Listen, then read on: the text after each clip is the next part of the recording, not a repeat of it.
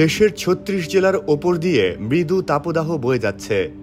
ফরিদপুর, মাদারীপুর, টাঙ্গাইল, চাঁদপুর, ফেনী ও পটুয়াখালী জেলা এবং রংপুর, রাজশাহী, ময়মনসিংহ ও খুলনা বিভাগের ওপর দিয়ে মৃদু তাপদাহ বয়ে যাচ্ছে, তা অব্যাহত থাকবে।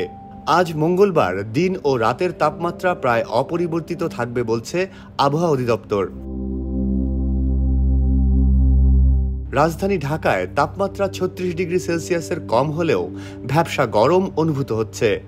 পূর্বাভাস অনুসারে আগামী বৃহস্পতি থেকে শুক্রবার পর্যন্ত ময়মনসিংহ, ঢাকা, খুলনা, বরিশাল, চট্টগ্রাম ও সিলেট বিভাগের অনেক জায়গায় এবং রংপুর ও রাজশাহী বিভাগের কিছু কিছু জায়গায় হালকা থেকে মাঝারি ধরনের বৃষ্টি হতে পারে।